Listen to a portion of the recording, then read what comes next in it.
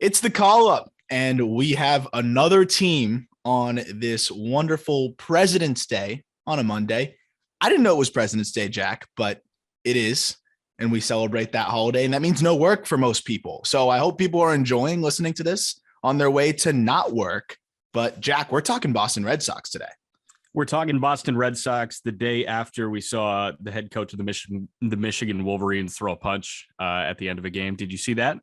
Yeah, so I actually just saw that in the chat. I have not watched it yet. Like fully swung. No, it was more like like he landed a flat hand on an assistant's head. But Juwan Howard, he threw a punch. I think you can call that throwing a punch. So Juwan Howard, I mean, you might be listening to this right now and then get a notification that he is either suspended for the rest of the season or fired. I know a lot of people are saying, like it'll be like a 1-game suspension or he'll get suspended a couple of games. If it was a player that did it, it would be like a couple game suspension. This is the head coach. Like this is an NBA veteran. This is an NBA vet. This is the guy that you brought in to literally be the poster man, not the poster boy, the poster man of your basketball program. And the one that boosters are paying millions and millions of dollars. Like there's a big buyout here. And if you can fire with cause for throwing a punch at somebody else, as the poster man of your program, you're kind of screwed. I would say that Juwan Howard's getting fired. I just watched it. It was like a weird open-handed punch thing. Yeah. We'll see. We'll see what happens. But it's not like Michigan's lighting the world on fire either on the basketball side. So it's funny because my initial thought was when I saw coach, I was like, baseball coach out there swinging in a brawl. Now we're talking basketball. But the wild thing is it's been a really fun first weekend of college baseball as well. I've been having a great time. I think we look across the entire country right now. There's so much talent, dude. I just watched LSU put up 12 runs. And that lineup is just insane. Dylan Cruz could be the 1-1 pick in 2023, almost a 2013. Holy crap. 2023, you have Jacob Berry, who could be a top 5 pick in this draft. They've got a ton of dudes that are athletic that can rake. That's just LSU. And they're not even the best team in the SEC. You got Vanderbilt, you've got Mississippi State, you've got like so many insanely good teams. UF though drops the series opener as well. Our own Ethan Badowski was out there covering that, but Judd Fabian looks great. He should be a guy that'll be taken pretty early. There is so much talent in this country across just every conference. I'm so excited for our college baseball show, which the Boys of Spring is launched up right now. And you can go check that out as well on all platforms. Our guys are doing a great job on that show too. So you got everybody tuned in for Red Sox Day today, going over the Red Sox top 10, and then you drop the curse word that is Judd Fabian to Red Sox fans. I mean, you're not allowed to do that. Yeah, it was relevant. So, Judd's looking good. He's laying off. He looks really balls. Good. Yeah, sorry, Red Sox. Maybe should have signed him. I honestly don't know as much of the details behind that, if it was more on the Red Sox or more on Judd. But that's a guy that when we look through this system, they could probably use some outfielders, some outfield offensive guys. I like a lot of the bats at the top, and we're going to talk about it. We also graduate Jaren Duran by our standards, which is something I wanted to mention. To me, after you get 100 plate appearances, I don't really want to consider you a prospect anymore. There's usually so many other guys I want to talk about. But with Duran, he's also going on 26 years old. But at the same time, he's a late bloomer in college, late bloomer in the minor leagues. Really put it together in AAA last year. Was a bad stretch for him at the big league level. I know both of us kind of agree here. I'm still holding out a lot of hope for him, and I think he could be a good piece for them. But I think a lot of the moves that the Red Sox have made so far this offseason before the lockout kind of show how there is still a little bit of uncertainty for them in terms of how much they can really rely on somebody like Duran when they're trying to win right now.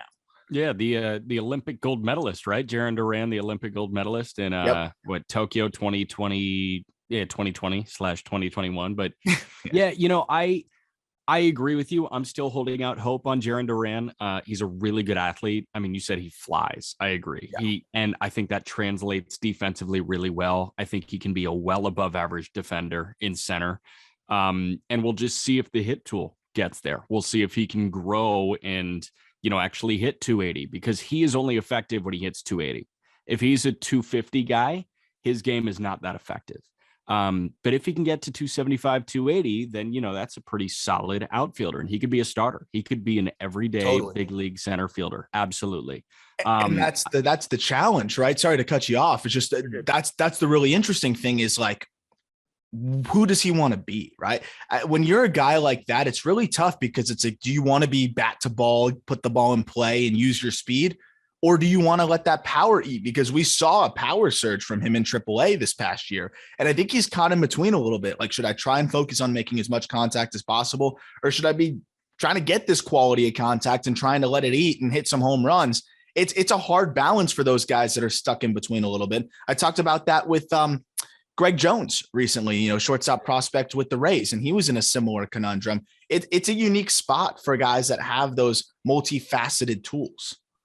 Yeah, so it's almost like being in between gene sizes. That's the way I look at these guys. And you laugh, you spit out your Celsius for a moment, but like, it's almost like being in between gene sizes, because if you are, say, a 35 waist and you try on the 34 waist and the 36 waist, you're going to buy what's more comfortable, right? And, even though it might not be the sexier option, the 34 would be the sexier option. The 36 is going to be what's more comfortable. So if Duran is more comfortable being the bat to ball speed defense guy, it might not be as sexy as 30 bombs. It might not be as sexy as 25 bombs.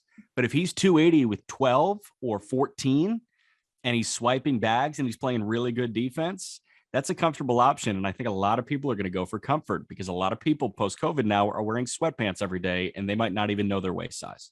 I don't know my waist size, man. I don't know. And to talk about that, I really think that he's going to try to find that middle ground there. And, if the thing with him too, like, can he hit lefties? That's something to watch. And I think that all kind of ties in with just a little bit more contact oriented approach. There was always the question, like, can he hit for power? Can he hit for power? Because they wanted to see, how much he has in there. But even if he is closer to that 2019 version of himself, which was high batting average, lower OPS, closer to the high 700s, low 800s range, like, I think that's still a really good outcome for him. So it should be interesting to see, interesting to follow next year and see what kind of role he has, because they did trade Hunter Renfroe, but they did trade for Jackie Bradley Jr. Offensively, he could be a lot better than Bradley, but he also, doesn't quite have the defensive prowess, very few do, of JBJ. But when we go into now the top prospects, I mean, there are some really exciting offensive guys at the top. I mean, when I sent you what was the top 10, it's funny because I purposely put a big line under the top 4 and then a drop below.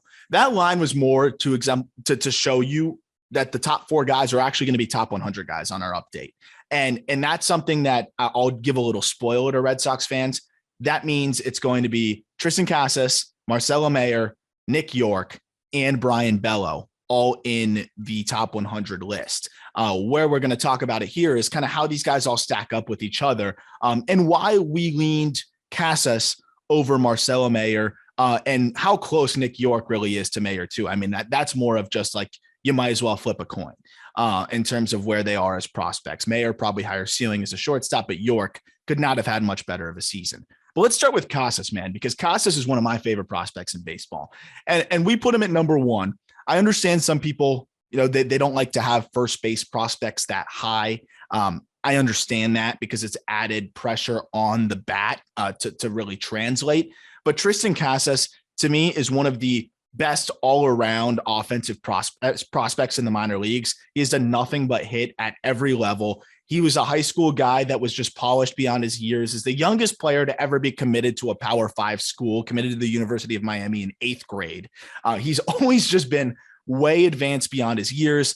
I've had the pleasure of being able to even just see this guy go through his progressions and stuff. He is so meticulous in the cage, so meticulous with everything he does. And when he's at the plate, it's a great approach. It's power, but great bat to ball skills, just great all around feel for the strike zone. And something that he does that really stands out to me, Jack, that I really like is very few guys can do this. But when you get to 2 strikes, he spreads it out a little bit and he doesn't even really lift his leg up. He keeps it very simple, almost like Yermin Mercedes did as well, which was something I loved about him with 2 strikes. He spreads it out and really just throws his hands at the ball. And he hits a ton of home runs with 2 strikes too. Instead of going 450, they go 395, but they're home runs. And that's why he struck out less than 20% of the time, despite being younger than everybody last year. I was going to say, you've seen the 2 swings, because it's not necessarily 2 swings. It's the same swing, but it's a different load. And the only difference there, I got the side view on the 2-strike approach, and I got the side view on, a count where he went yard and it was, a not 2-strike count. And it looks the same. The weight transfer, the hips, the firing, it all looks the same. The only difference here is with no strikes or 1 strike on him, he's bringing his front foot back a little bit and then he's firing forward again. With 2 strikes, it's the Shohei Ohtani turn the foot over, hardly move that front foot. And you're right, he gets wide. This guy doesn't strike out because of that. Yeah. And you mentioned he's got uber power. He might have more raw power he for sure has more raw power than anybody in the Red Sox system. He might have the most raw power in minor league baseball. Like him and Torque are 2 of those guys. And here's the thing. If you strike out less than 20% of the time across double and triple A as a 21-year-old in 2021, I mean, shit, man.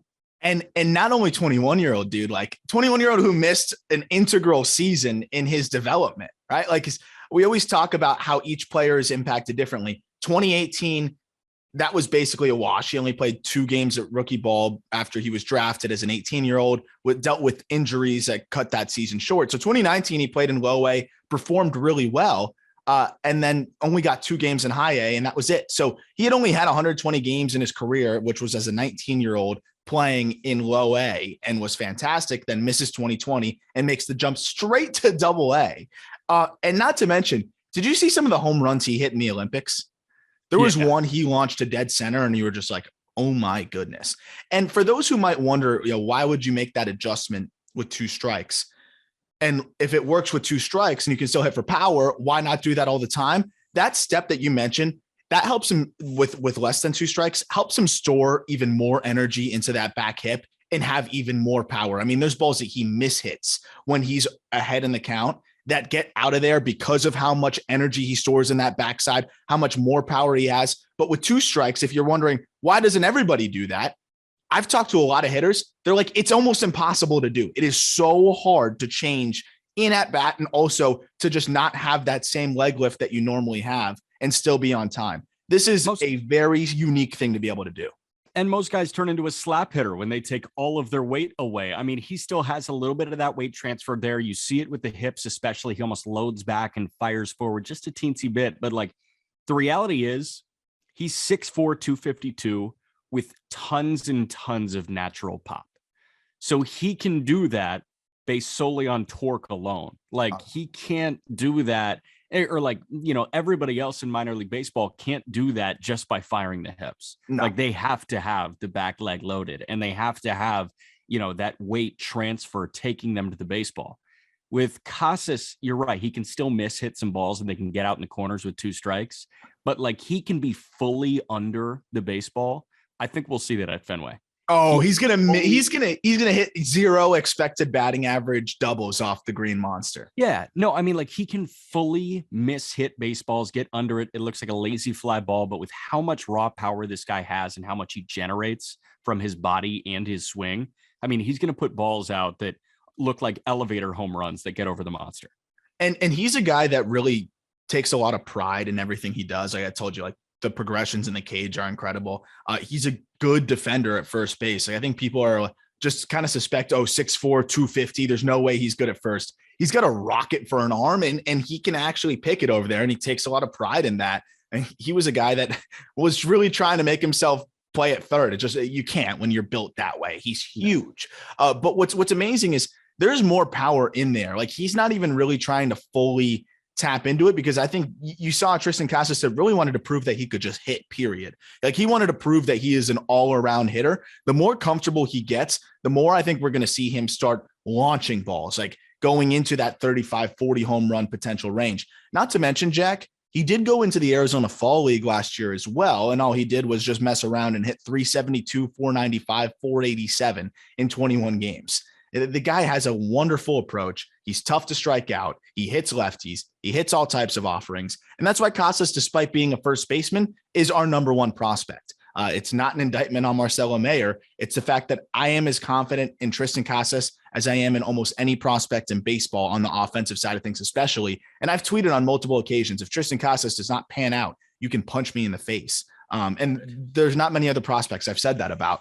I am very confident in Tristan Cassis to that degree. And so, yeah, I mean, Red Sox fans, if Cassis is no good, you know where to find me. Let me know, and I'll give you one quick swing at it. Just please don't hit me too hard. Yeah, I kind of don't want Cassis to pan out now. I just want to see the line of people lining up to sock you, Juwan Howard style. Open hand then, so it won't be as bad. Open hand, yeah, just catching like the side of the head. That'll be good. Yeah, man. I mean, like his floor is 5-hitter, which is stupid. You know, and I've said this comp that I have for him so many times to wrap up on Cassis. You know what my comp is for this man, right? I don't. Freddie Freeman. Ooh, I see so much Freddie Freeman. Freeman was a guy that just drives the ball gap to gap so well throughout the early parts of his career. The bat just translated so well. And then the power, we saw him just tap into it more and more and more. And just a guy that's a pro's pro. Cassis is the same way. He's going to be a fan favorite. He's going to be a fan favorite in Boston. And not only that, I think he's the guy that can be manning first base for them moving forward. I think he's so much better than Bobby Dalbec. It's crazy. You can have Bobby Dalbec get those ABs against the soft throwing lefties, but Cassis just gives you so much more. And I'm expecting to see him up there next year. And I'm very excited to see what we're going to get from Cassis. But I think there's so many similarities there between Freeman and Cassis. And I'm very, very pumped to see this guy next year. Take a look. That's a guy that could easily win Rookie of the Year in the AL if he gets enough cracks in terms of ABs. Next guy is way further off, but is somebody that should climb through the minors pretty quickly, and a guy that we were kind of expecting to be the number 1 overall pick in the draft. Love Henry Davis. No problem with him going number 1. But Marcelo Mayer ends up falling to the Sox, and I know Sox fans were thrilled about that. Mayer is a guy that, look, we didn't see too much of him in the professional range because obviously he was just drafted as a high school guy. But I mean, everybody oohs and ahs about the swing. Everything that we've seen, man, it is such a smooth, quick bat. He seems like the kind of dude that is just way more polished than the average high school hitter, which is why we saw him, go so early. Maybe not as athletically gifted as a Jordan Lawler, but still a good athlete with good power and a great feel to hit. Marcelo Mayer just seems like one of those guys that just doesn't really have a hole in his game and is just really, really good across the board. And if he has something kind of tick up in terms of physicality or, just a little bit more added strength, you could see one of the best prospects in baseball blossoming here. Yeah, and it feels like his neurons just fire at a different speed than a lot of guys. It feels like the game is slower for him than it is for a lot of other people. And I say that, knowing that we saw him at the high school level, yes, and then we only saw him for 26 games at the complex. But when he was at the complex, he was walking 14% of the time. And he also put 3 balls out in 26 games. Yeah. Like, he's got patience. And a lot of times when the blue chipper, when the top 10 pick, rumored 1-1 gets to the complex, they say, I want to have a dick on the table moment. Like, I want to put my dick on the table and say, I'm the $7 million man. And a lot of them are really nice guys, but, they do want to prove it. They want to prove that they are worth the money. And it looks like Mayer just came in and said, I don't need to prove anything. I'm just going to play a really sound game of baseball. And he's really good. It's funny because I was thinking about that too. I'm watching these ABs and I'm like, dude, if I was the big money guy, I'm getting to the complex league, I'm trying to hit nukes pull side. Exactly. And we'll get to Blaze Jordan later too. That's a guy that I came in thinking he was going to be that dude too. I'll tell you, man, I was impressed with how much more polished Blaze Jordan was, because I'll admit I was a skeptic out of the gate. I'm like, a big hype guy because he was hitting home runs when he was 14. Mayer's a guy that's been really hyped up for a while for good reason, but I'm watching these ABs at the complex, and this is a guy that's just taking what's pitched to him. Like he's getting a 2-1 fastball in the outer half, and he's like, yeah, I'm not hitting this out, but I know it's coming. I see it well, and I'm going to just drive a single over the shortstop's head the other way. Like, he has such a smooth, easy swing. I don't know how much power is in there yet. I'm not going to pretend like I know, but I see a really quick bat. I see a guy with great control of his body, and I see a guy with plenty of room to add physically. And when you add those things together, there could be plenty of power, 25 home runs or more in the tank there. But what's most impressive to me is, like you said, he takes what's pitched to him. He has really sound control. Like I have confidence in that guy being able to hit the ball wherever it's pitched. And that's something that you don't see that often from a 19-year-old. Like if I'm a pitcher and I'm looking at Mayer, I don't really know how I'm beating him. Like elevated fastball is my best bet. And that's what I'm looking at to do with almost every young left-handed hitter that has a little bit of that natural loft. Like that's what I'm going to try and do. But he has such quick hands. He has such good control of his barrel. He's going to make a quick climb, I think, relative to a lot of other high schoolers we see. Yeah. And call me out if this doesn't make any sense, but I'm not saying that, getting to the complex and trying to hit the pull side homer or, being a little bit more swing happy than Marcelo Mayer is immature. I'm just saying like Mayer is a mature approach. He's already a mature hitter at 18. Yeah, well, it comes with the territory too, right? Like I think everybody would have been okay if Blaze Jordan went to the complex and tried to go yard every time, because that's kind of his profile. But, I think it's more of just a testament to the fact that he went there with a plan, and you could see the plan, and he was working on things in the box, and he was getting himself ready, it seemed like, for next season. Like, let me see what this whole professional thing is like. Let me feel it out. And I think he was looking at it like an audition of, let me expedite this thing next year. Maybe I can earn myself an aggressive assignment next year. And I think there's a good chance he could either have a very brief stint in low A, or I could even see them saying, hey, straight to high A with this guy because he is so polished. But it really depends on how the Red Sox want to play this thing. They're maybe not as aggressive with their prospects as some other teams, but I think Mayer could accommodate a move to high A better than most high school guys we would see. I just don't know if there's necessarily a need for it. And you could probably just stick him in low A for the first half of the season. Well, the beauty is, and make sure to listen to the Just Baseball show after you get done listening to the call up here, because today us two talked about 40-man protection and all that. And the overall quality of minor league baseball kind of drops down by like 10 guys based on who's protected on 40-man rosters. So maybe Marcelo Mayer looks like the guy that is a shoe-in to, step in and mash for a month in low A, and then you move him to high A. Well, with 2 guys out in AAA, that means that, or with 10 guys out in AAA, that means that, the 10 guys in AA that are the 10 best are going to move up to AAA, and then the high A goes to AA. So Marcelo Mayer may get the nod to go right to high A, and you got to look at that situationally and say, hey, maybe it's because, all these big boys are locked out.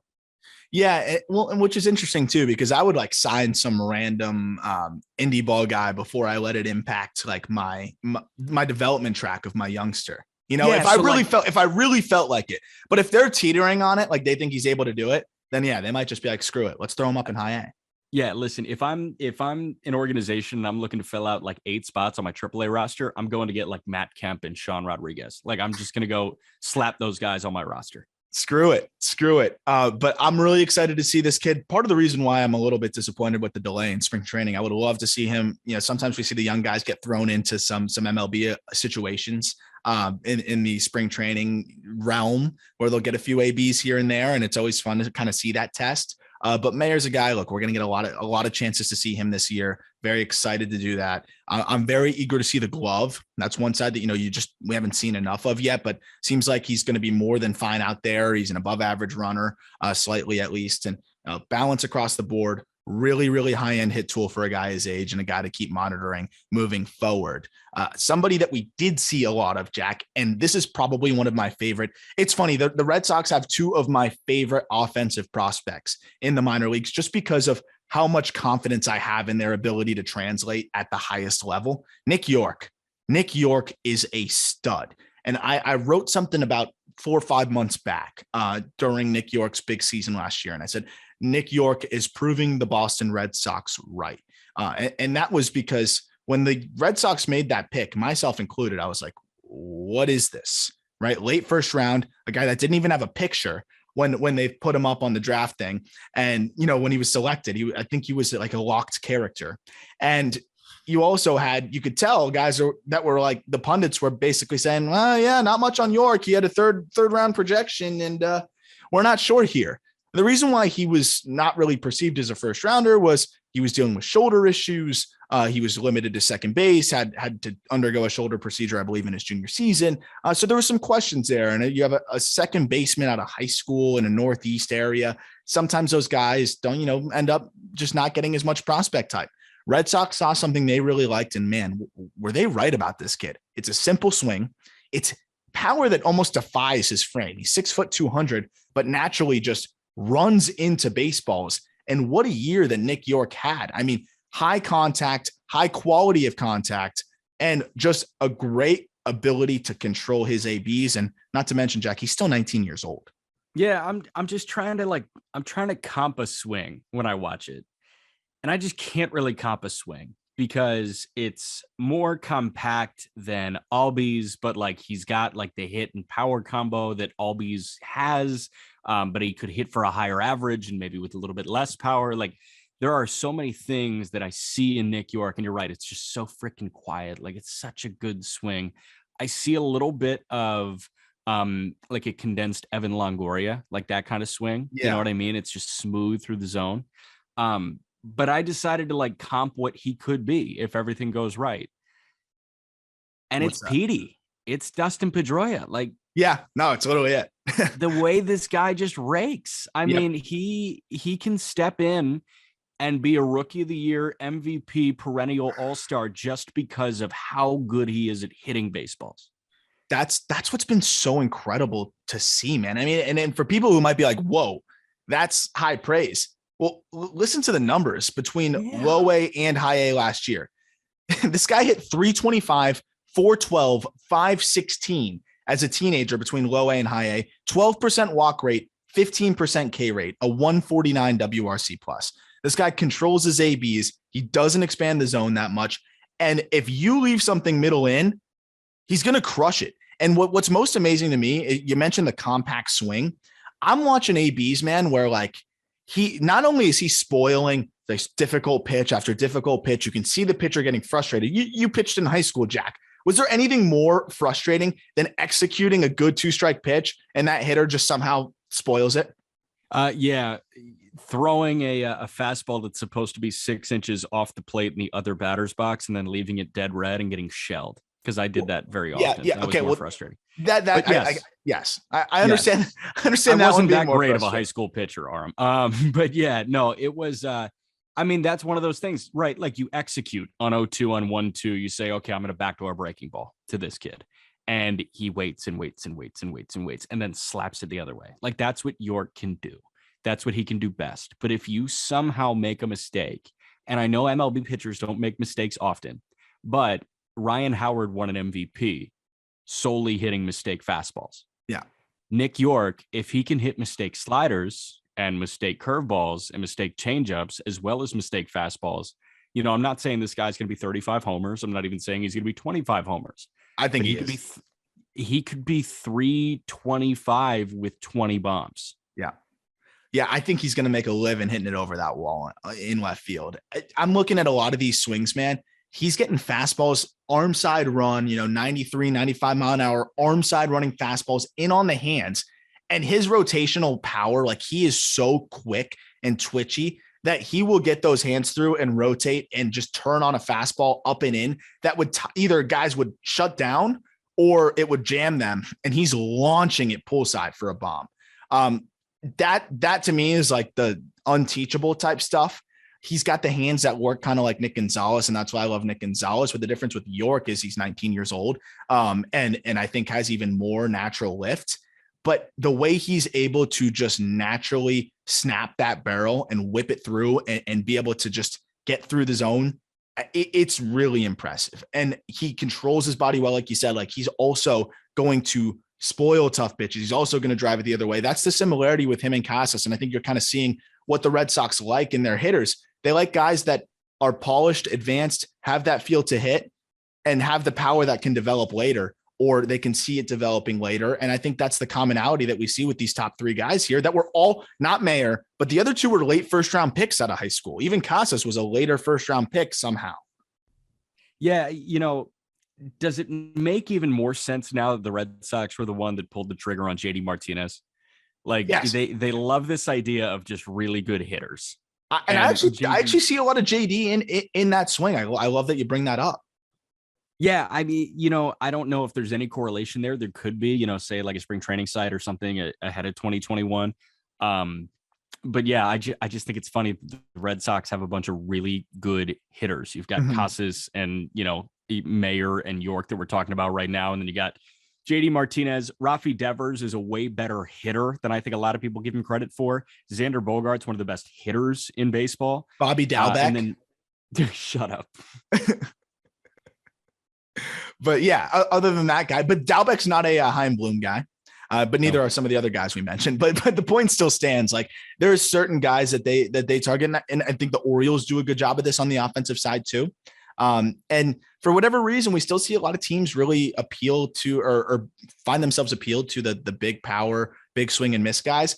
But you're kind of seeing, and it's a comparison to like the pitcher side of things too, the stuff over command guys. We're seeing teams like the Guardians that do a really good job of finding guys that have a feel for the strike zone, have a feel for 3 pitches, and then they kind of help them develop into upticking that stuff a little bit. And I think we're seeing teams do that on the offensive side too. It's just not as clear because, pitching is a little bit more instant results right in front of you all the time. Yeah, no, Cal Cuantro, best example of that with the Guardians, right? Like he had command of the zone at Stanford, but the stuff wasn't wowable. Like it wasn't 1-1 overall stuff. And you know what? They turned it into a guy who, could pitch his way to an all-star season. Absolutely. And well, we actually have one pitcher here for the Red Sox that has developed his stuff and developed his feel to pitch pretty much simultaneously.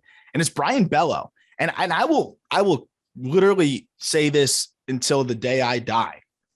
Play the percentages in international free agency. Don't give $5 million to one dude. Sign a bunch of dudes that you like. So hard to predict. Play the percentages. Brayan Bello was a $28,000 signee. $28,000 in 2017. And Bello was fantastic last year. A guy that I'm not seeing on that many top 100 lists and will for sure be on our top 100 list. And I mean, dude, Bello, fastball doesn't quite play the way people may expect it. And that's the only thing that, I'm interested to follow.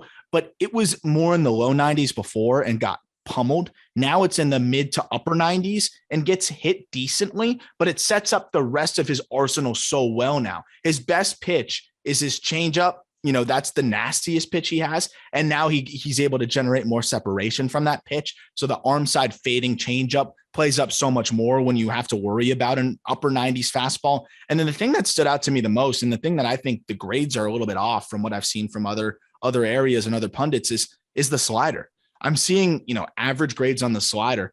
This is an above average slider with room for plus because of how well he spins it. He has a wonderful feel for it. And that's the way he's able to circumvent sometimes an ineffective fastball because it's so flat. He'll spin that slider in any count, Jack. I'm watching this guy spin it 2-0. I'm watching him spin it to start the at bat. I'm watching him double up on it. And the big reason why he's able to do that is he manipulates it.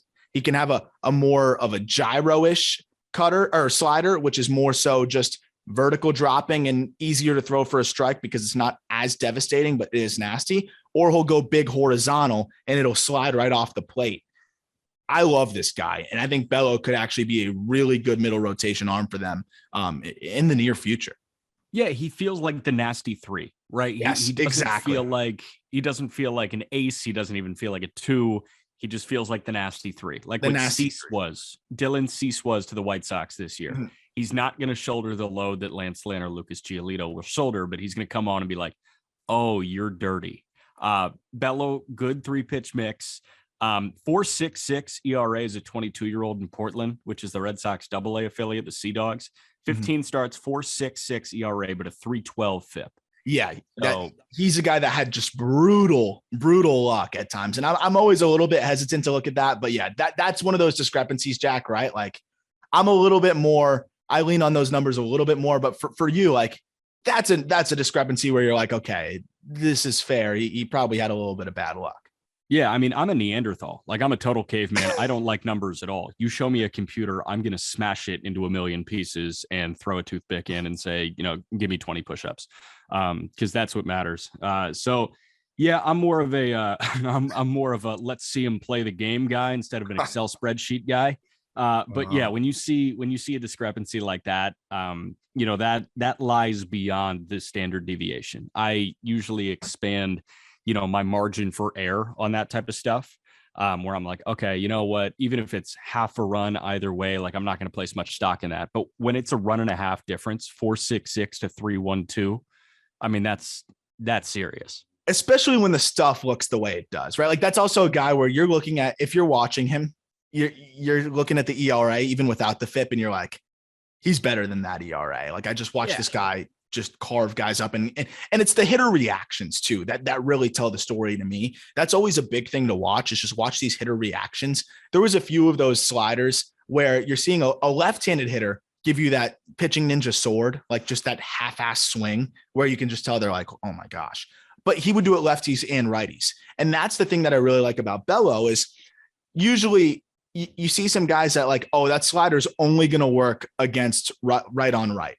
Yeah. And that changeup is only going to work, against opposite handed hitters. That's not the case with Brayan Bello. Like Brayan Bello is comfortable mixing those offerings in against either way. Like he'll go right on right with the changeup because it's so devastating with the arm side fade, and he will throw that slider and back leg left-handed hitters too. And to wrap up on Bello, I think what really tells the story and what makes that slider also an above average pitch. And that's why, it's 55s across the board with room for 60 on both off speed pitches. I'd say the fastball is probably maxed out at 55 despite the velo. Called strike percentage on the slider, to just show you how confident he is in it. He got a called strike 26% of the time on that pitch. That is compared to the fastball, 14% called strike percentage. So he's getting a ton of whiffs on the slider, but he's also mixing it in for called strikes. That is something that makes a huge difference in walk rates, setting yourself up for success, and masking a fastball that might not quite be as good as people, might think based on the velo. He struck out 33% of batters last year, only walked 8% of them between the two levels. This is a dude. And I think he could be a guy for them in the next year. I think we could even see him by the end of next year if he continues to show that feel for all three pitches that we saw. Yeah, and my last thought on him is mechanically he's quiet, then he's loose. And so I like loose. that. He's loose. And usually that correlates with a young guy with good stuff. Usually that correlates to the ball sailing all over the place. And for him, you mentioned 8% walk rate, like could improve, but it's not 12%. It's not bad. Like it's not bad. So I like how quiet he is to start the delivery. I watch him from the wind, and everything is compact. He gets that shoulder pointed to the dish immediately, and then he lets his athleticism play. I was going to say, dude, that's an athletic guy on the mound. But it's not herky jerky. It's, cool, calm, collected, and then boom, I'm an athlete. And that makes the ball jump at you so quick as a hitter. Yeah. You don't like that. And somebody that I think the ball was maybe jumping at him a little bit too quick this year was Jeter Downs, man. Jeter Downs had a tough one, a very, very tough one this year, but we're still going to keep him at 5 because this is somebody this was probably the biggest surprise struggle for me last year. I don't know if I can think of another prospect that really upended me with just how surprised I was, because his profile didn't seem like the kind of guy that would just fall so flat on his face, right, Jack? This is somebody that was 2020, really comfortable, always hit as a younger guy at every level. I watched him back in high school in Miami. He was a joke at how easy the game was for him then. And we saw that translate right away into pro baseball. But for whatever reason, we know the reasons and we'll talk about it. He really hit a wall in AAA last year. And the big reason was the approach just disintegrated. And as a result, 190, 272, 333 slash line in AAA, did hit 14 home runs, but that's a 62 WRC plus, Jack, 32% K rate, 9% walk rate. We were looking at a different hitter this year in Jeter Downs. Yeah, he jumped from like a 275 guy with like a 145 WRC plus when he was with the Dodgers in 2019. And by the way, about a 19% K rate. Yeah, that's the craziest part. 19% K rate to a 32% K rate. And he hit 190, down from like 275. 32% as a shortstop. Granted, 14 bombs, but like, seriously? It was just one of those things that you're like, what happened? What happened? And the biggest, I would say, red flag, which would obviously make sense. I don't think anybody would be surprised to hear this, is that he started chasing a lot more. But what's interesting is he's a guy that, has always been pretty comfortable, works plenty of walks, but for whatever reason became really swing happy in AAA. I don't know if it was a matter of, I'm right on the precipice here. I really want to, push my way to the big leagues, because I think we were all looking at Jeter Downs potentially getting a call up at some point last year if he had performed well. Instead, we saw a guy that was really pressing in AAA, a guy that was really trying too hard to do too much and looking to go pull side on everything. I mean, almost all of his home runs were pull side. He was always trying to catch everything out front. And as a result, I mean, we saw him really, really struggle against the breaking balls, which is what's going to happen when you're trying to catch everything out front. You're trying to catch everything to your pull side, and I throw you a changeup, you're going to be on that front foot. I throw you a hammer, you're going to be on your front foot. And as a result, he slashed 168, 262, 280 against breaking balls and 114, 139, 200 against changeups, Jack. Oh, God. It was rough. The reason why we're not fading him into oblivion is that he is 23 years old. I think he's going on 24 now. But no, he's actually still 23. He's still 23 years old. Yeah, he's 23 and a half. He is athletic. He has easy power in terms of just the lifts, right? He's not putting up off the chart exit velos, but natural lifts, kind of the way we see with Nick York. Nick York probably even puts up better exit velos at this point, but that ability to just backspin baseballs is there. He's probably more of a second baseman, but I think could play third, could play short if he needed him to. So he has that defensive versatility. He has a track record of hitting in the past. You got to give him one more year. He did show some signs of life in the Arizona Fall League, ran into some home runs, still was some swing and miss, but he did cut the chase rate down a little bit, which was good to see. I mean, this is a guy that's just going to have to lay off of the breaking balls more, given how ineffective he was against them. But also, like, he's just got to be able to hit it a little bit better. And that's going to come from being able to stay back and having confidence in your ability to use the whole field. Downs is too good to swear him off, but this was somebody that was on the top 100 list. Like this is a fall from grace, and there's definitely reason to be concerned, but I would say don't give up on him yet. Well, what's your pulse there? Yeah. Well, first of all, happy belated half birthday to Jeter Downs. January 27th was his half birthday. So, congrats, Jeter, if you're listening to this. Yeah, I mean, like, his OPS was down 300 points from high A and double A to triple A. And like, I understand triple A baseball. Yeah. Like you face a lot of guys that have already been in the majors, but double A pitching is where a lot of the best prospects are. Mm-hmm. High A pitching is where a lot of nasty stuff is. Like, there's not that big of a difference here from the high A, double A, season split to a full year in triple A. Thank you for that. Thank you for that. Yeah. Because if this was a high A guy that hit a wall in double A, I'd say, it might be the level. A double A guy hitting that hard of a wall, or even high A, he was okay in double A for the stint, but still, like, that wall in triple A is the really concerning thing. So maybe he wasn't ready for it. Like, that's the only thing I'm thinking. Like, we didn't get to see enough of him in double A.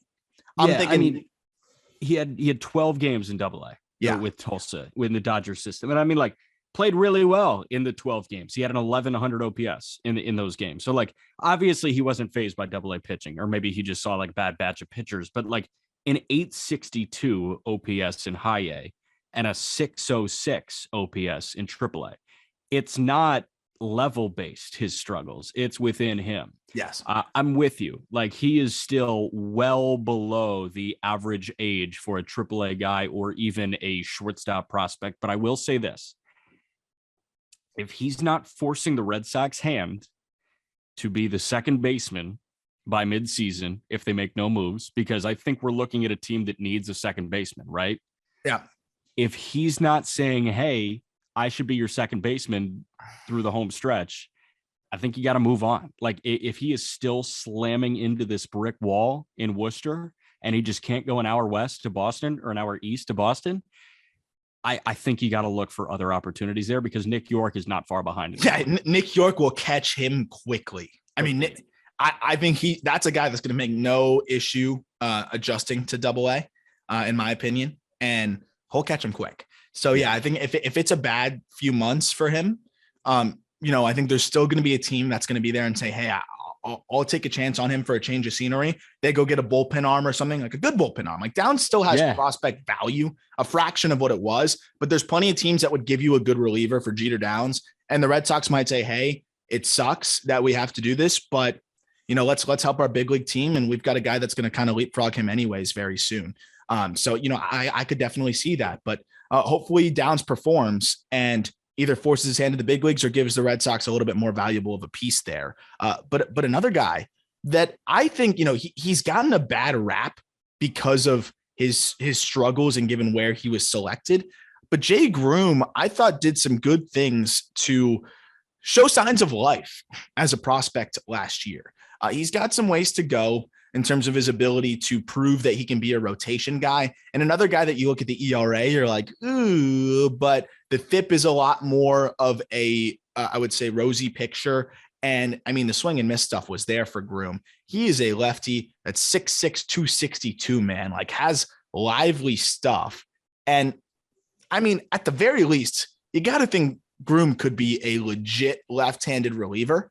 Like I could see that Andrew Miller trajectory. Doesn't quite pan out as a starter, ends up being a really good reliever with deception, a ton of just nasty breaking ball kind of things that he can throw at you between the slider and the curveball, and a fastball that gets in on you quickly. But he's got 4 pitches with the fastball, slider, curveball, changeup that he's shown a good feel for. The command made some strides last year. He's dealt with some, off the field issues in the past. I think he kind of got things right last year as far as we were able to know. And I think it translated on the field a little bit. I'm seeing signs of life from a 23-year-old Jay Groom, who's still very 23. Like he hasn't even had his half birthday yet. Yeah. So how many career innings? He was drafted in 2016. So he was drafted in 2016. You've got, part of the 2016 season, entirety of 2017. He missed 2018. He had Tommy John surgery. He was back for a little bit in 2019. And then 2021. How many innings? That's 5 years. Do you think Jay Groom has pitched in professional baseball? I mean, I'm looking at all of these stats pretty frequently, so I don't have the exact number. I know for sure it's less than 200. Yeah, 163. Yeah, I mean that's nothing. It's a season. It's a season and change. It's absolutely nothing. Like that might be a season for some guys. I mean, granted, you're not going to push people that hard, but like if you are starting every 5th day at the AAA level, like that's a season for you. So Groom has like hit a bunch of speed bumps here. He had Tommy John in May of 2018 that shelved him for a while, the entirety of 18, and then the overwhelming majority of 19, and then COVID hit, and then 2021 came back. So boom. What sucks for Jay Groom is he is on the 40-man. The Red Sox needed to protect him because he has spent 5 years in their system. 40-man rostered players are not allowed to play minor league baseball until this bleeping lockout is over. This is one of those guys that is going to be kicking himself that he's on the 40-man. That sucks. Why would you ever say, God damn it, if only I wasn't on the 40-man roster? It's so funny, man, because when I had we had this realization and we were like, oh, let's talk about this on the Just Baseball show. As you know, like my good friend Griffin Conine, it was a surprise when he wasn't added to the 40-man. And obviously that was like upsetting, given that you want to be added to the 40-man. That's usually a good thing. Now it's a blessing. And I texted him because Griff was a similar situation, not in terms of like what left him off the field, but he had the Riddle in suspension for 50 games, which is absurd. And then he had no 2020 season. So he missed, a season and a half, and he had some really good flashes last year. And he's like so eager to get back out there and keep building off of it. And he would have been on the shelf, not being able to try to prove that he can make his way to the big leagues if he was on the 40-man roster. There's a lot of guys like that. And I texted Griff the other day. I was like, dude, thank goodness you didn't get added to the 40-man. He's like, I know. So it is tough for Groom. Well, think about this. When did Griff report for the Marlins? He already did. Yeah. A few weeks ago. He's been there. Yeah, he's been there for a few weeks. And he's been able to talk to the Marlins the entirety of the offseason. Yeah. Groom can't have communication with anybody. And this is a guy like not too far removed from Tommy John surgery. He can't do anything with his Red Sox, training staff. He can't do anything with his Red Sox coaches. Like Groom is being screwed right now because he got added to the 40-man roster. Yeah, which is a wild concept. But Groom's a guy that's on the precipice, right? To wrap up on him, he needs as many reps and work with guys as he can, because there was a lot of positive things that we saw last year. I think the slider is way further along than the curveball, and he didn't throw the slider as much as the curveball. Or excuse me, I have it backwards. Curveball is a lot better than the slider. Yes. But the slider is a pitch that he can use a little bit, but probably use it a bit too much. I'd like to see him go to the curveball even more because of how effective it was. Still trying to find whether the slider or the changeup is that third pitch for him. But the four-seamer and curveball combination, I think, is going to make him a really good lefty reliever that you can roll out there for 2 innings. Like, he can get righties out too. I think he can be that guy. I think he can be that guy too. And if I were him, I'd like to have the changeup over the slider, I think. To try to survive the rotation in a rotation. Yeah, and he's a big burly guy that works downhill. I think with his delivery, a changeup just plays a little bit better into his arsenal and into his deception than a slider does. Absolutely. And we see that with some of these lefties. And again, like, I love to bring up Trevor Rogers, but when you're a tall lefty with that, arm slot that sometimes is hard to pick up and good extension, that changeup will play up. So it doesn't even have to be the best changeup in the world. It'll play up a little bit. I'm not giving up on Groom in the rotation, but I think he's going to be a big league piece almost no matter what, which I really like about him. So Groom, don't give up on this guy. And I think he showed a lot of good things last year. And it's a big year for him, though, presumably at the AA level, once he is allowed to play. Once he's allowed to play, fingers crossed, he's allowed to play. Next guy, as we continue to fly through the back end here, Blaze Jordan, one of the most hyped up names, and somebody that, I'm always hearing, what about Blaze Jordan? What about Blaze Jordan? You know what? He's actually a good prospect, man. He actually is a good prospect. He got a little sniff of full season ball at the end of the year, but really lit up the complex, which was good to see, because honestly, I thought he might even struggle there. This is a guy that reclassified, which was a great move for him. Ends up foregoing college after the reclassification, went third round, big overslot though, really got closer to first round money in the 2020 draft. He has been somebody that we've been watching on YouTube with metal bats, hitting the ball 500 feet for years now. And I was honestly thinking like, this is a little bit of that kind of hype. He looked great in 19 games at the complex, showed it with 4 home runs there. But it was really the types of swings that we were seeing from him. And then he went to low A, man. And in 9 games, he hit 2 homers and put up some really impressive exit velos. But what was really impressive to me was he is not that just all or nothing power guy that I think many were expecting. Like, I think a lot of people were like, oh, this will be Bobby Dalbec light. He's a much more advanced hitter than Bobby Dalbec was, and I think projects to be a much better hitter than him. He's still only 19 years old, and I was really impressed, even in limited action, of what we saw from him last year. Right. It's like, oh shit, Blaze Jordan actually has a glove in his bat bag. Like that's, that's awesome. Yeah, like it's not, he's probably not winning a gold glove, but like he can defend. I was shocked. I'm like, this guy's actually not a DH. Like, he can play third. Yeah, he can absolutely play third. I just think it's funny because, you lean on it like Mac McClung. Mac McClung kind of had a jumper when he was a freshman at Georgetown and when he was, spending his next couple of years at Texas Tech. Like that's Blaze Jordan, right? You watch for the dunks, you watch for the bombs, but he can do other things too. He's not a one-trick pony. In the spirit of the closing ceremonies of Beijing 2022, the Winter Olympics, it's already over. Yeah, it's already over. Devastating. Single tear rolls down my right cheek. I'm going to give out a gold, silver, and bronze to metal bat bombs in Tropicana Field. Blaze Jordan gets the bronze. Yeah, Harper gets the gold, right? Harper gets the gold, but my silver medalist is Tamar Johnson.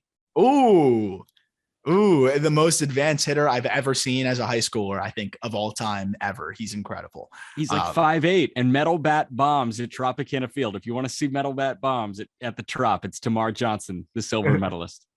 But to wrap up on Jordan, man, I mean, the guy hit 110 already in that low A stint. He was there for 9 games and already showed us a 110 line drive. Like, the power is there. The power is real. He doesn't need a BESR bat to show that the power is legit.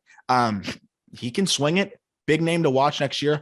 There are going to be some growing pains. Like, I think people are now like, oh, whoa, he's way better than we thought. He's back to that phenom guy. Let's find a middle ground between the two. I think there's going to be some swing and miss. At times we saw elevated velo blow him up a little bit. But I'm a big fan of what we saw from him and excited to see him continue to develop. That's a guy that I think Red Sox fans have to be happy with that pick, and a really good draft overall by the Red Sox. Coming in at number 8, is somebody that, we didn't get to see last year, but I'm actually really excited to see what he's going to do once he comes back, assuming he's going to be ready to go in the early parts or right away in the season.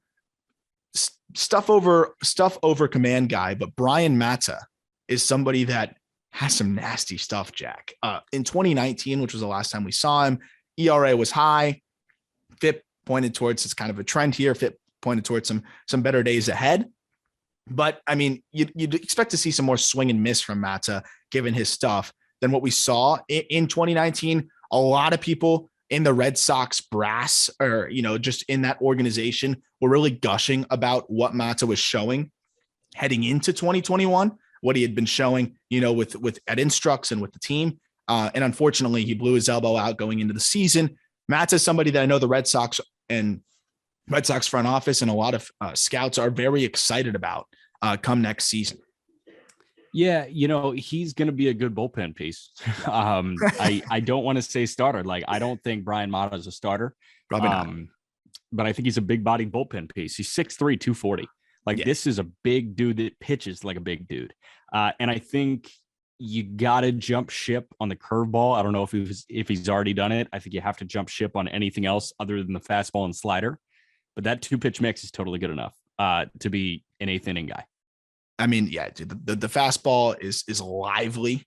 Apparently he was flirting with triple digits before going down. Most guys come back and, are sustaining, if not even have even more velo once they get the call up, and once they're finally fully healthy from that Tommy John. The breaking ball is nasty, as you mentioned, and, focusing on 2 pitches and really solidifying himself as a bullpen piece could be the move. But I feel like the Red Sox aren't going to give up on him as a starter, given their limited, depth in that category. And the fact that Mata's still just 22 years old coming off of that Tommy John. I agree with you. It's probably more likely that he ends up in the bullpen. But, I think they're going to give him some opportunities here to continue to feel out that changeup, see if he can develop those secondary pitches. And this is a guy that has legit stuff. So exciting name to follow as well, with a little bit more upside than I think most people may expect from somebody that we haven't seen pitch in a while, and comes in, as a guy with a little bit of bullpen risk. Coming in at number 9 is somebody that we saw a little bit at the big league level, and it's Conor Siebel. Siebel's a guy that kind of emerged too, and was a little bit more exciting than many may have expected. Did you get to see that much of Siebel at the big league level last year? I mean, I think you did get an outing towards the end of the season against your White Sox. Yeah, so I saw a teensy bit of Siebold. I really liked watching him at Cal State Fullerton. Yeah, of course it goes back to college. Yeah, I love my college guys. So I liked Conor Siebel as a Titan. I think he's got some stuff there. I don't think he has anything that wows you, but I think he could be a great 5. He could be, the 4 or 5 guy where you show up to the ballpark and, you see that Conor Siebel is the starter today and you're like, okay, this is going to be a fun day at the ballpark. I don't think it's, I'm going to go pay through the nose for tickets to go see Conor Siebel. But I don't think you're disappointed when you see him. And I think that he can give a Major League Baseball team a good chance to win every 5th day. Yeah, I think that's the guy that you just can't have too many guys like that. Swingman type, probably, right? Like he's I don't know if he's ever going to be a surefire number 4 in a rotation, but I think he's going to hang around as a back end guy, number 5 type, has upside to be that number 4. The fastball, it plays up because of his ability to locate it, because of the profile that it has. His changeup also helps that fastball play up. His changeup's his best pitch. The slider is effective. He's got the 3-pitch mix. He's got a good feel for it. He's got some natural built-in deception. He's 26 years old, recently turned 26. But I that's just a guy that's in the top 10 because of the high floor. You got a big league arm here for sure. And in worst case, he's a swingman. Best case, you're looking at a back end of the rotation starter. I think he's gonna pitch a lot of important innings for the Red Sox this coming season. So Siebold's a legit dude, and I'm definitely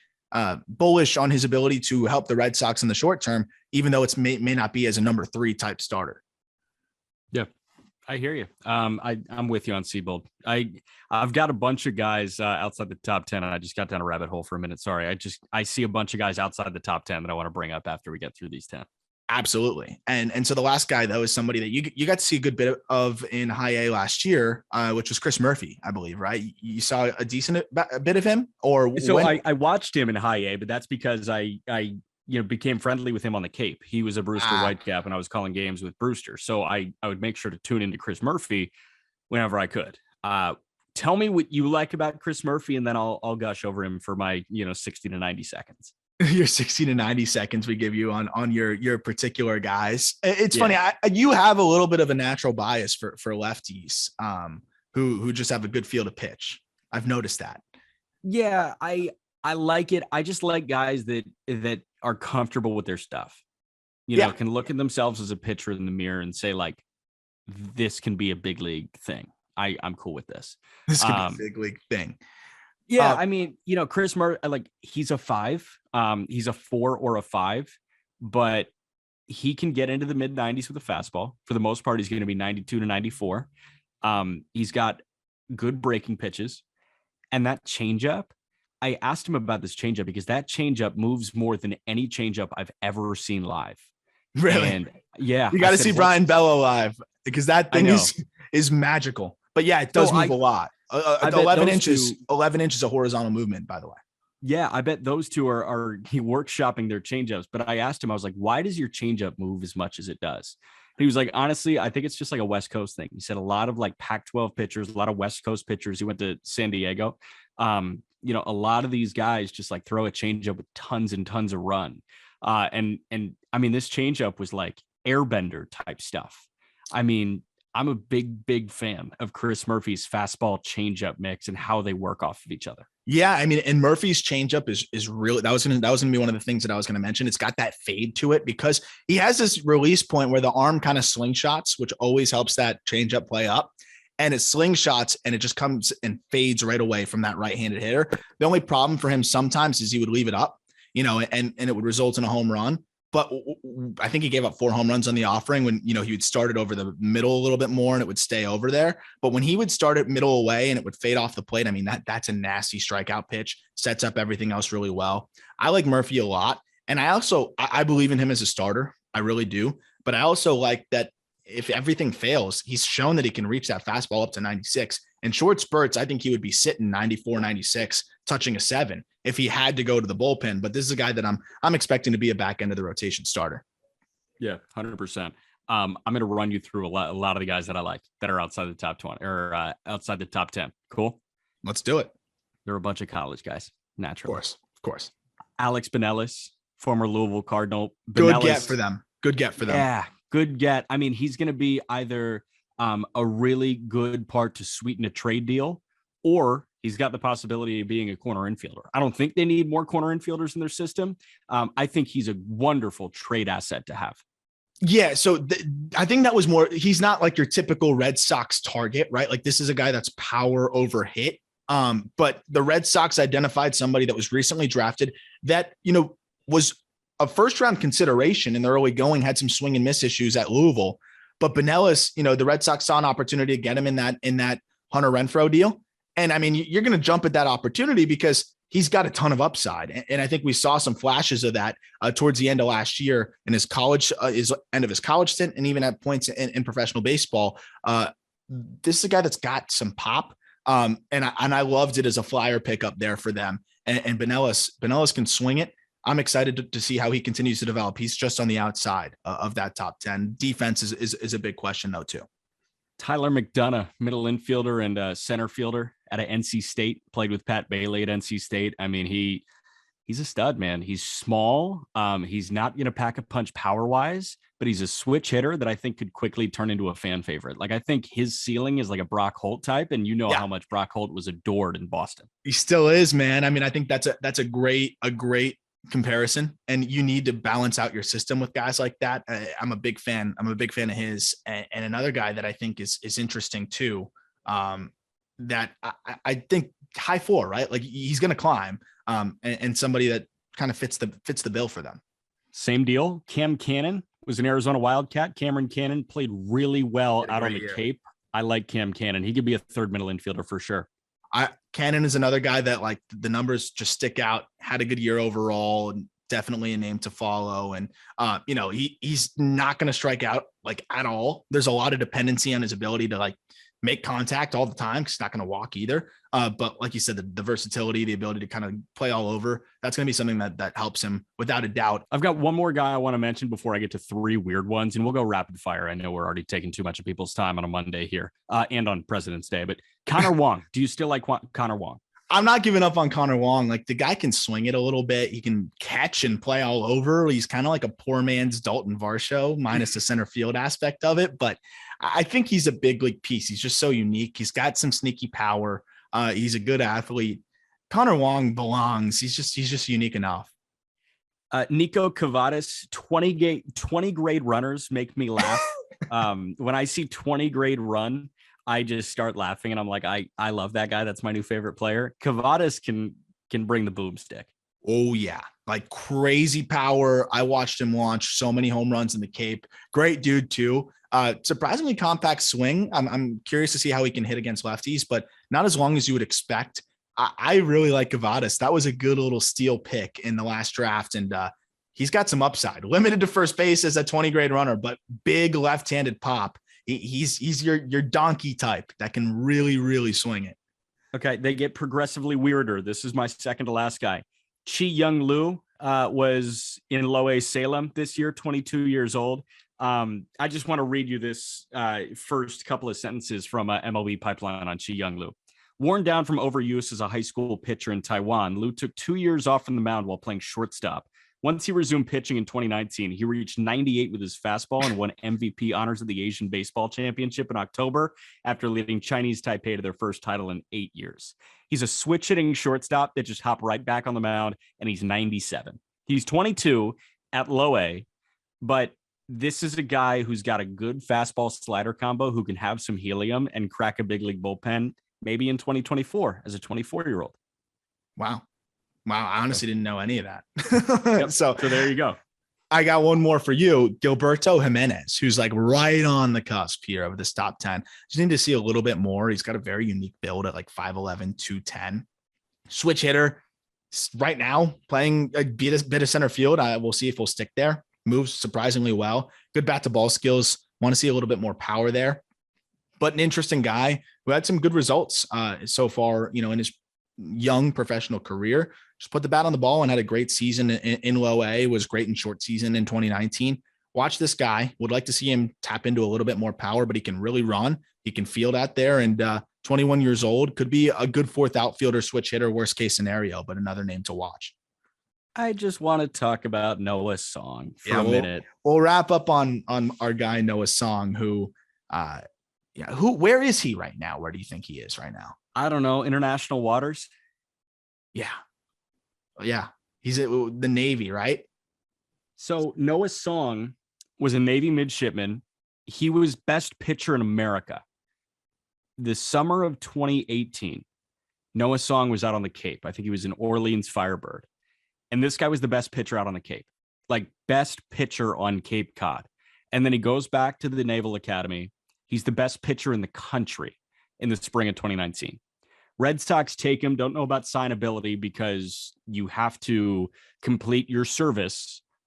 He was a little bit late on the exemption. You've got a guy in the red system right now, super fast. Jacob Hurtubise, who was at Army West Point. He was a U.S. Military Academy grad who got the federal exemption from completing his military service in order to play professional sports. So he deferred it till after his playing career was over. Song did not get that exemption. So he is currently serving with the U.S. Navy. And if and when he jumps back into the Red Sox system, he could become their best pitching prospect, not named Brayan Bello. Yeah, that arm will be nice and rested. But yeah, he has that kind of upside. I mean, he is special. I mean, even when we saw him in brief stints professionally, he looked great. He looked the part again, right? Like we saw him in short season, and it was like the same stuff in 2019 that we were seeing in college. Thank you, Noah Song, for your service. And of course, like this is what he went to school to do ultimately, right? Like this is an obligation that he always knew about. But man, I want to see this guy play baseball too, selfishly, right? Like there's bigger issues and important things going on, but we're here to talk about baseball and that's it. and I want to see Noah's song Chuck a Baseball. So hopefully we'll have him back here doing that soon. And of course, home safely is the most important thing. But I mean, this guy's talented. And it's not easy to be in the Navy either. So like, it shows you he's an athlete. He's a tough dude. And I think he's kind of that bulldog on the mound too. That's how they build you at Navy. Yeah. Thanks for sparing us the Putin Ukraine conversation on the call up here. Really. Oh yeah. I was not going to get into that one. Like, really appreciate that.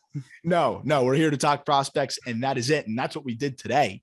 But Jack, as always, these episodes are long and fun.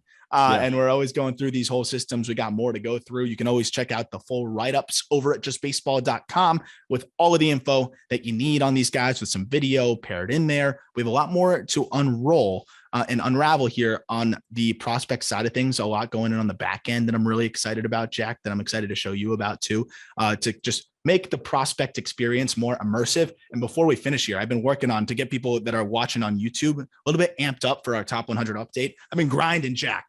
Yeah. Aram just got up. Oh, he's got a big whiteboard.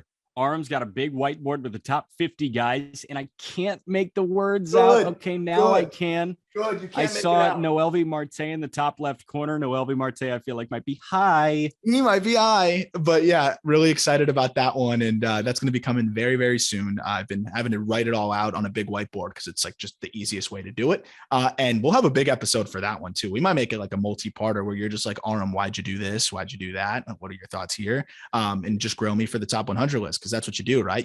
That's subjecting myself to get yelled at. Keith Law style, except I'll be nicer to everybody else. Yeah, that works. As long as you don't tell me that that's your job and I'm just a fan. Yeah, you wouldn't get it, bro. Well, that's it for this episode. Thank you, everybody. And we will talk prospects with you on Wednesday for a player interview.